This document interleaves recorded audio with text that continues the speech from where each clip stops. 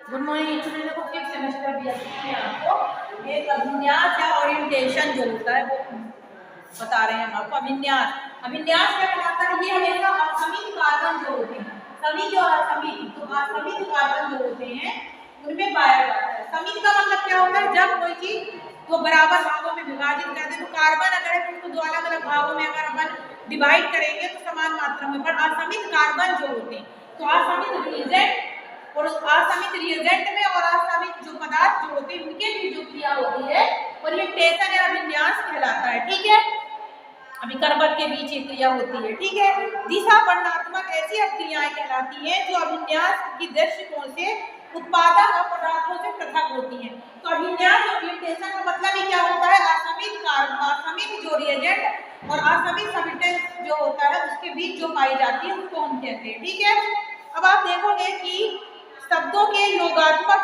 क्रिया, ये क्या कहलाती है? योगात्मक मतलब जब दो असमित रिएजेंट और असमित सब्सटेंस आपस में मिलते हैं तो जो क्रिया बनती है, योगात्मक क्रिया बनती है, उसको हम अभिन्यास कहते हैं। ठीक है, अब आप देखोगे कि दिशात्मक वर्णात्मक ऐसी क्रियाएं जो अभिन्यास की दृष्टि से उत्पादक को पृथक रूप से अथवा लगभग पृथक रूप केवल एक उत्पाद देती है। जब केवल एक उत्पाद देती है तो दिशात्मक वर्ण कहलाती है। कब? जब केवल जो उत्पाद जो बनता है, दिशात्मक वर्णात्मक का मतलब क्या होगा? जब केवल एक प्रकार का उत्पाद देती है तो उसके अंतर्गत आता है। ठीक है, फिर इसके बाद आप देखोगे कि जो क्रियाएं जो होती हैं, अभिकर्मक और जब पदार्थ आपस में मिलकर दो या दो से अधिक पदार्थ जब उत्पाद बनाते हैं तो वह क्रिया क्या कहलाती है? त्रिविध वर्णात्मक क्रिया कहलाती है। स्टीरियो मतलब क्या कहेंगे? स्टीरियो सिलेक्टिविटी और रीजन सिलेक्टिविटी। रीजन सिलेक्टिविटी में एक प्रकार का उत्पाद प्राप्त होता है और स्टीरियो सिलेक्टिविटी जो होती है उसमें दो प्रकार के उत्पाद प्राप्त होते हैं। अब इसमें देखो कि हाइड्रोजन क्या कहलाता है? इसका हैलोजनीकरण या हैलोजन के साथ हैलाइड का क्रिया। हैलाइड क्या कहलाते हैं? हैलाइड क्लोरीन, ब्रोमीन, आयोडीन, ये सब क्या है? हैलाइड कहलाते हैं। ठीक है, तो जो है हैलोजनीकरण की क्रिया होती है हैलाइड में होती है। हैलाइड मींस देखिए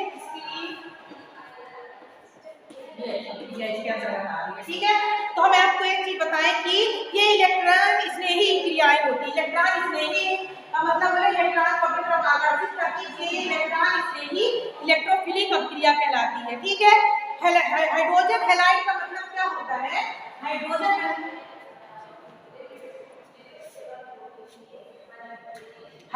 हैलाइड का मतलब होता है हाइड्रोजन क्लोराइड हो सकता है, हाइड्रोजन ब्रोमाइड हो सकता है और हाइड्रोजन आयोडाइड हो सकता है। ये हाइड्रोजन हैलाइड क्रिया कहलाती है। ठीक है, ये योगात्मक क्रियाएं होती हैं। अब ऐसा याद रखना, पहले आयोडाइड हो जाएगा, आयोडाइड होगा, फिर उसके बाद हो जाए ब्रोमाइड और फिर उसके बाद होगा क्लोराइड वाला। ठीक है, हाइड्रोजन हैलोनाइड उदाहरण मान लो एथिलीन।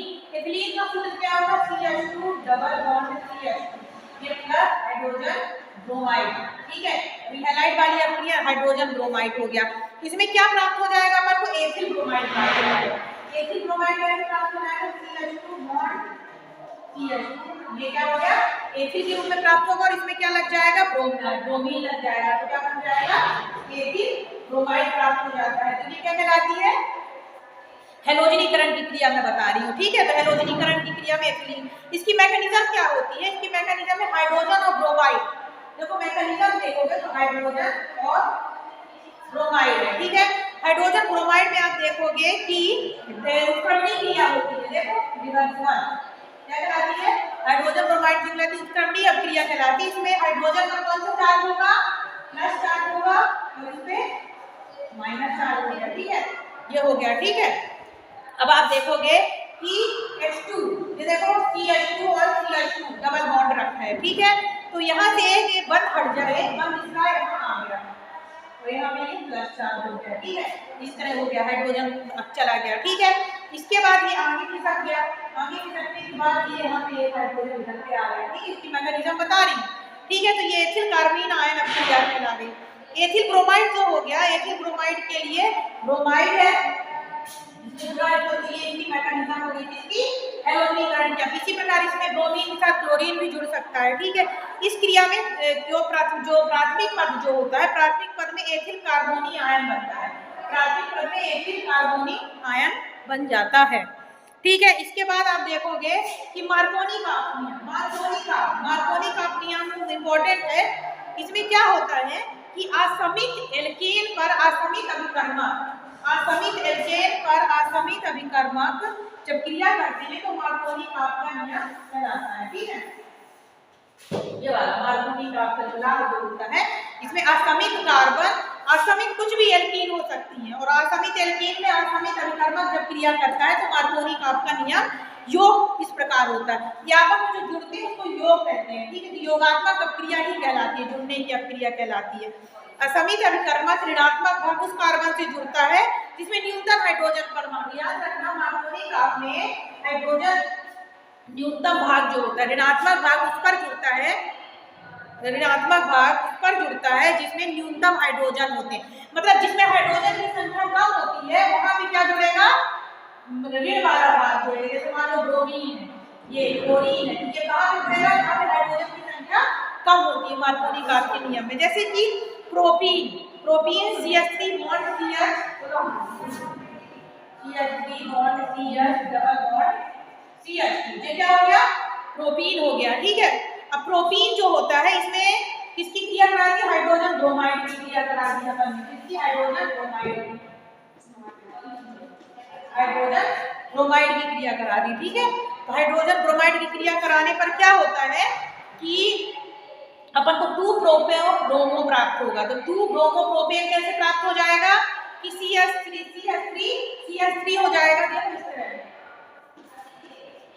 CH3 और CH3 जहां से कम हाइड्रोजन है वहां पे ये लग जाएगा। हमने भी बताया था ना कि मार्कोनी का में क्या लगता है, जहां पे हाइड्रोजन की संख्या कम होती है वहां पे ऋण वाला भाग जुड़ता है। तो CH3 बॉन्ड CH था ये अपन ने ये किया, तो इसमें अपन ने क्या देखा कि हाइड्रोजन ब्रोमाइड से क्रिया कराने पर कम वाला भाग, जहां पे हाइड्रोजन की संख्या कम है वहां पे ऋण वाला भाग जुड़ गया।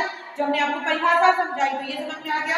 इसके बाद आप देखोगे इसी प्रकार दूसरी भी हो सकती है मेथिल प्रोपेन, मतलब इसमें और भी कुछ इनपुट कर सकते हो, मेथेन, एथेन, प्रोपेन, अभी तो मैंने प्रोपीन लिया हुआ था।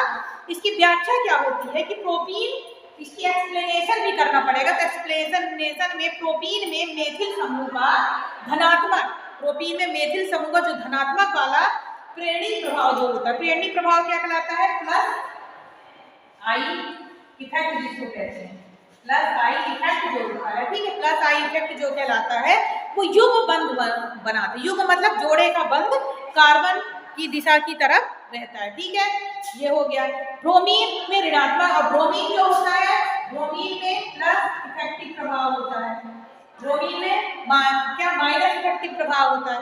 ऋणात्मक प्रभाव होने के कारण ये अणु ध्रुवित अवस्था में रहता है, ये क्या रहेगा, पोलराइज रहेगा, ब्रोमीन ध्रुवित अवस्था में रहता है। ठीक है, तो इसमें प्रोपीन में आक्रमण करेगा तो क्या होगा, हाइड्रोजन और ब्रोमीन माइनस, तो ये किस पर अटैक करेगा, हाइड्रोजन पर अटैक करेगा और पूर्ण रूप से स्थानांतरित हो जाएगा। तो ये मार्कोनी का नियम कहलाता है। देखो ये इंपॉर्टेंट विधि है और ये पेपर में अधिकतर आती है। मार्कोनी का के विरोधी, अभी मैंने क्या बताया, मार्कोनी का की योगात्मक अपक्रिया, इसके बाद जो वीडियो बताऊंगी उसमें पराक्साइड अपक्रिया होगी जो मार्कोनी का के अपोजिट में, और यहाँ पर 10 नंबर का क्वेश्चन है फिफ्थ सेमेस्टर के लिए स्टूडेंट। Thank you.